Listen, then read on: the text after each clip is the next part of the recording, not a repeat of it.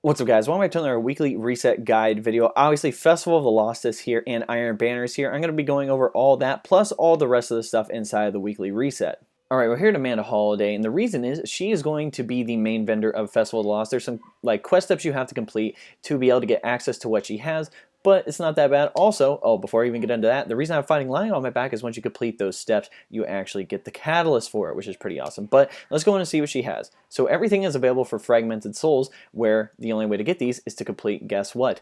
The Haunted Forest. Basically, you have 15 minutes to delve in and complete as many rounds as possible. It's pretty fun, to be honest, man. It is so freaking cool. So, obviously, let's check out what we have. So, Horror Story. This is just like the origin story, except it comes with Zen Moment, Fixed Roll, Masterwork with Reload, which is pretty sick. So, literally basically like the origin story, just called the Horror Story. Add Zen Moment for that increased stability. It looks freaking sick. I'll give it that. So, definitely working my way up to earning that. And then we have the Amaranth Atrocity Shader. Not going to really delve much into it, but you have to complete a triumph to get this. Next one we have the Nightmare's End, which is an emblem right here. You have to complete a triumph inside of the Festival of Lost. And then I actually got this one called Deep in the Woods. I forget how I did it. I completed a triumph. I think you have to reach wave 7.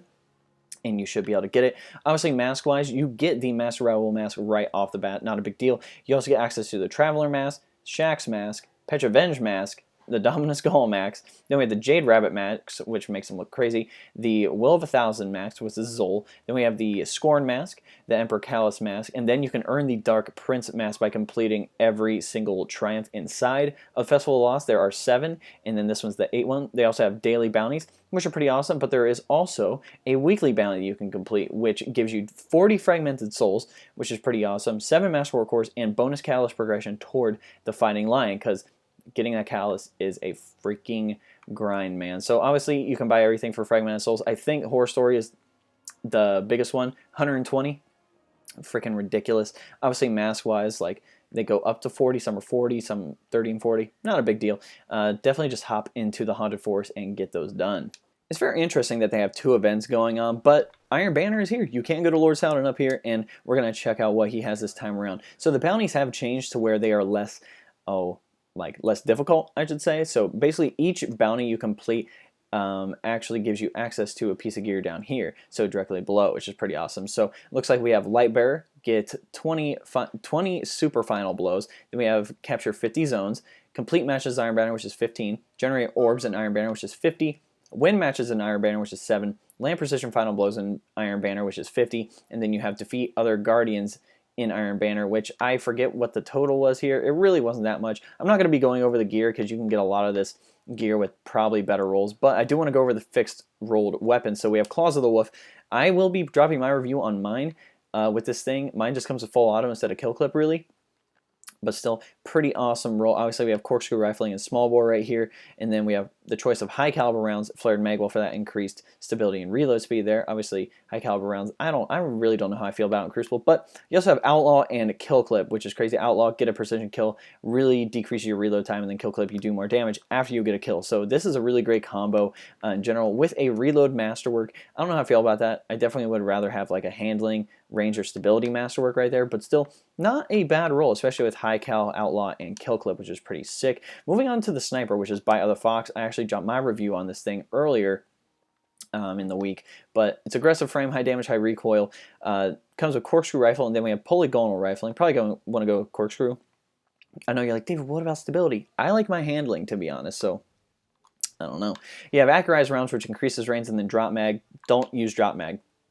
You waste ammo and reload, so just keep accurized rounds. Obviously you have snapshot and moving target, which those 2 perks together are great. Obviously you have a reload masterwork. I definitely 100% recommend getting either like 100% handling masterwork, if anything maybe a stability masterwork. That's what mine has.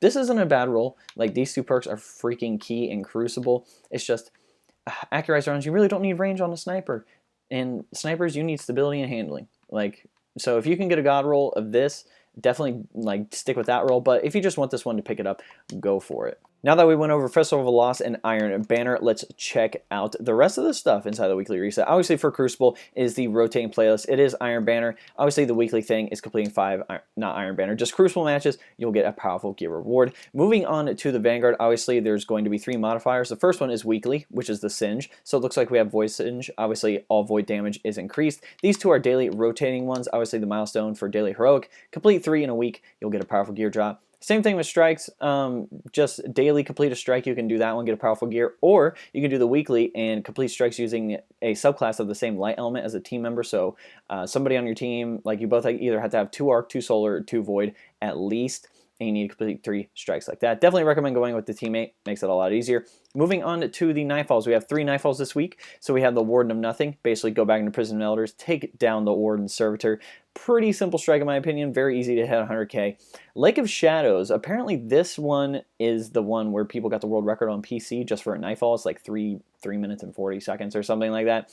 So this was PS4 exclusive, and I guess Xbox and PC guys, we finally got this one. Not that bad. It's not that bad of a strike, to be honest. Lastly, we have the Hollowed Lair. This is where the Fanatic has returned. Basically, go back into that story mission where you face all the Barons, and they all run away, essentially. But this time, you actually get to kill a Fanatic, which is freaking sick. Alright, we're here at the Drifter. Let's check out what his weekly bounty is. Obviously, you have daily bounties and the weekly bounty. So I think I already picked it up. I did, and it's called Do It. Earn 12 points in Gamut. Wins add 3 points, and losses add 1. So if you win 4 matches, you'll get this done fairly quickly. If you lose matches, it might take a little longer. But still, that's basically it. Looks like the Flashpoint this time around is Mars. Obviously, we're going to have access to the Heroic Adventures here as well. And basically, if you want to complete the Flashpoint, all you have to do is complete public events, which does include Escalation Protocol waves, which is pretty sick. So, public events, Escalation Protocol, high-value targets, Heroic Adventures, Lost Sectors, you'll be able to complete the milestone very, very easily. Alright guys, we're here at Petra. As you can tell, the Dreaming City is in its 3rd week cycle where it is the highest curse level. I'm just going to say that right there. And she is in Resilvia this time, so you should be able to find her. She has a little marker above her head, but let's check out what she has bounty-wise. So obviously she's going to have her weekly and dailies. Obviously daily ones change. Weekly ones, we have the Dark Monastery mission again, which is pretty awesome. Get powerful gear drop there. Obviously you have the War for the Dreaming City, which you complete 8 of the daily bounties, and then you get powerful gear reward there. The Ascended Challenge, which I'll be doing a video over that as well. It's not too bad, but I do want to be able to complete the time trial and whatnot. So moving on, we also have the Gateway Between Worlds, which this gives you the offering of the Oracle that you could turn into the, the Oracle, obviously. And you get access to Mara Sov this week. Considering it is on that 3-week cycle, this is technically the like in the 3rd week in the 3-week cycle, you can actually go see Mara Sov, and she'll obviously be able to give you some insights into what is coming. Also, you have access to the Shattered Throne dungeon, which you can access by going all the way over there to the Confluence. Alright, right here at Spyder, let's check out his main wanted bounty. Obviously, you have the, I would say, tier 1, 2, and 3 wanted bounties that you can pick up here as well. Not a big deal. You can definitely just pick these up, you know, get some legendary gear out of that if you do want to farm out some of the Tangletrore weapons. But the main one looks like we have the Blood Cleaver. Now, this one is, I'm pretty sure it's going to be on IO somewhere, but you have to face a Taken Gladiator. You have to defeat this little bomb thing to get access to him. Like, it's really not that bad. If you're lower level, it sucks. It sucks so bad when I did it my first time. It was like the first week one. It was super bad solo, but now if you're even like close to 540, like you should be fine to take this guy out. Obviously for our core down there, complete 20 bounties and you will be able to complete her milestone. It's really not that hard, guys. It's pretty simple once you start picking up bounties, especially with Festival of Lost and Iron Banner here. It's going to be pretty easy, but I do want to go to Hawthorne over here because she has had some changes to what she's carrying. So she carries 4 daily bounties now, right? She carries 4 daily, and there's still 3 weekly, right? So it looks like we have Blind Sight, which is complete Blind Well at tier 3 or higher with Clanmates. Just complete 1. That's all you got to do. Pretty simple. Then you have Strike Together, complete strikes with Clanmates, complete 3, and then you have Win a Gambit match with Clanmates. So you'll be able to get a lot of XP from these. Obviously, these just increased to 2,000, and these are 1,500 now. And these ones are all 1,000 for the clan bounties, which is sick. Our clan is actually rank 4 now, so we can actually pick up the weekly raid challenge. This one's complete the summoning ritual. It says Tekken Kali, which I'm assuming is part of the first encounter with Kali, the Corrupted, which is pretty sick. So if you want to look up a guide, there's probably one on YouTube somewhere. I'm not going to be dropping one, but still, if you do want to complete this, you do get a powerful gear drop from the raid. If for some reason you still care about the Leviathan raid, I will be going over Benedict's inventory and what you have to complete to get what he has. So it looks like he has the Spyro Stars helmet, the normal raid gauntlets and chest piece, and the Spyder Stars boots, and then we have the Prestige Leviathan class item for every class, and then we have the sword, which is a normal Leviathan completion. It's called the ItsDaveOU bag. It's a pretty solid sword in general. Not going to go over the perks or anything like that. Obviously, swords, in my opinion, are a little underrated, but it does come with Whirlwind Blade, which consecutive rapid sword hits increase damage, basically Rampage for swords. Then Relentless Strikes, when you land 3 light attacks, doesn't have to be a kill, you get sword ammo back, which is pretty sick. Alright, here at Eververse, with Festival of Loss, we actually get double Bright Engrams, which is pretty sick. So you actually get access to a new engram, if it'll load, called the Ephemeral Engram. That's what it is called. I do want to go over the stuff inside of it because it is pretty freaking sick. So I know this video is a little long, guys. Just bear with me. So there is a Festival of the Lost set that you can get for every single subclass, which is pretty sick if you want to be able to get it. So definitely grind out the game. I don't suggest buying it with Bright Dust. No, not Bright Dust, but buying it with silver and crap like that. Really don't recommend it, but there are some pretty cool sets in here with these guys. So moving on, it looks like we have ghost shells and emotes that we can go over. So we have the Heroic Guitarist emote, which is the exotic emote. Pretty sick. I can't tell if there's noise. I have my volume down right now. But still, pretty sick emote, to be honest. Obviously, there's some legendary ones. We have the Summoning Dance, Magnificent Dance, and the Spell of Abolition. Not going to be going into those, but I just want to go over the exotics. So it looks like for this shell, we have the Ocular Fortitude shell. It looks like an eyeball. It's low-key disgusting. I'm not a doctor, so can't be doing that crap. We also have the 9 Lives shell. Makes it look like a little, like a cat. Meow. Sorry. Moving on, we also have the Stonecraft's Amalgam shell. Amalgam shell. I'm assuming that's how you say it. It looks like the Tangled Shore shell that you get, except this one's even more Tangled Shore themed. This boy's a little beat up. He's seen some stuff. For Ghosts Who Live Again. He's basically just got scorned. And there's obviously some legendary shells that you can earn in there as well. Moving on to Jump Ships and Sparrows. Just going over exotics right here. We have the Infected Seeker, which makes it look really veiny. It's really weird looking, dude. It's really weird. Like, somebody's like, oh, it's Siva. That is clearly not Siva. That is just disgusting. Moving on, we also have the Aerial Shroud, which is another exotic ship. Maybe it'll pop up here. Ah, it doesn't look bad. Looks creepy, dude. I like it. Haunted. Moving on to exotic sparrows, we have the Winchester's Ruin, which you just saw in that background there, but gonna get a little more clear picture here. Dude, that thing looks freaking sick, man. Oh, wow.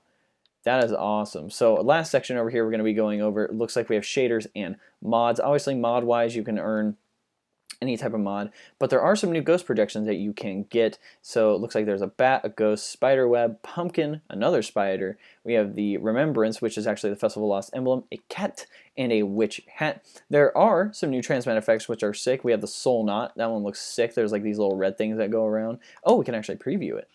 Did not even freaking realize that. Oh, that's cool. And then there's another legendary one that you can get called the Arachnophile. I'm assuming it's a spider thing. Nope.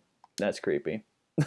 As you can tell, Halloween's not my favorite. There's obviously some new shaders you can get. The Dark Fluorescence, yeah, and the Shadow Strike shader you can get there as well inside of the, what is it called? Ephemeral Engram. I'm going to try to remember that. But let's go over the Prismatic Matrix and what we can earn this time around. So it looks like we have the red card emote. Basically for the Prismatic Matrix, if you don't know what it is, there's a battle you can complete for Eververse, where complete any type of challenge anywhere in the system, you'll get a prismatic facet matrix thing, and this is a knockout list. So everything that I've knocked out already, I will not get. I will get the things that I don't have yet, which is pretty cool. So that was the red card emote we just saw. We also have the Electric Violet weapon ornament for the Risk Runner. I'm really hoping I get this one, man. Ooh, that looks so cool. I like that. They always come out with some good stuff with that. Obviously, we have the Blue Sky Shell, the Beguiling Dance, the Manta Esperanta Sparrow, assuming that's how you say that. We also have the Quantum Cartographer ship. We also have the Next of Kin weapon ornament for the Gambit. This is the Gambit Scout Rifle. Looks nasty. And then we also have the ornament for the Gambit. Oh, what is it? The Gambit SMG called the Pillager. I couldn't think of what the Scout Rifle's saying, but still, that thing looks pretty sick as well. We also have the In Medias Res ship, and then the Hake projection for the Ghost. So there are Festival of the Lost purchases that you can do as well. Plus, we have some packages here. Ephemeral Bundle basically just gives you a bunch of these engrams of Bright Dust. But you can also get the new Fighting Lion ornament, I'm pretty sure it's called Pride Glass. Yep, this is what the ornament looks like right here. I'm kind of salty you have to buy it, but I guess it is what it is. If you want it, definitely go for it. It does look pretty freaking sick. Moving on to the Festival of Lost purchases. These are all the purchases. We went over all this stuff inside of the Ephemeral Engram there, but there's also a Spooky Shaders pack. I'm assuming it gives you just some shaders in there. Also, you can get the Colonel mask, which is pretty awesome. This is the only mask you can get from the Bright Dust or Bright Engrams or whatever you want to call them. So definitely make sure to pick that up if you want it. For Bright Dust purchases this time around, we have the Denial Dance, the Huddle Up emote, the no, it's a sparrow. It's a Forsaken Sparrow. The Sharklight Sparrow. The Impolite Company ship. The Curious Glory XL2. I'm not good with Roman numerals that high. It's a ship. We also have the Tyrant Exotic Ghost Shell. Kind of makes it look like the Warmind Rasputin. Pretty freaking sick right there. We also have the Jeweled Projection. We also have, it looks like an exotic ornament. I'm on my Warlock right now, so there's going to be one for the Hunter and the Titan as well, so keep that in mind. We also have new Forsaken ones. We have the Iridescent Death, which is the new ornament for the Crimson. Nice, and we also have the Cleans Up Good for the Darcy. Kind of makes it just look like Darcy. A little more, oh yeah, it's like some Knight Rider stuff right there. Oh, it just looks so crisp. You know what I'm saying? We also have the Vex Invasion and the Crucible Blue Transmat effects. Shader-wise, we have this Michigan color. And then the Vanguard Magnus Gloss. Obviously, we have the Gleam Boon of the Vanguard and the Crucible. And then finally, the Fireteam Medallion. I'm sorry this video was so long, guys. There's a lot of information that I had to cover. But if you guys want to help support me, there'll be a link below. Say best way to support me. I'll take you to a 4-minute video. Want to go check that out. That'd be awesome. But if you don't want to do it, you can always like this video, subscribe to the channel, share this video, turn on the notification bell next to subscribe if you want to be notified when I drop some new content on the channel. And then comment y'all want to see below. Again, make content for you, whatever you guys want to see. I will try to get out there as quickly as possible. Also, we have the Discord link below. I'm not going to really rant on about it, but if you want to join, there are no requirements or anything like that. Obviously, we have some text chats going about Destiny 2, some upcoming games, and we have some voice chats. I know for myself on Xbox, so I can talk to people on Xbox. But if you're on PS4 and PC and you want to talk to me, Discord is going to be the best way to do that. Alright guys, hope you enjoyed this video. We'll catch you next time.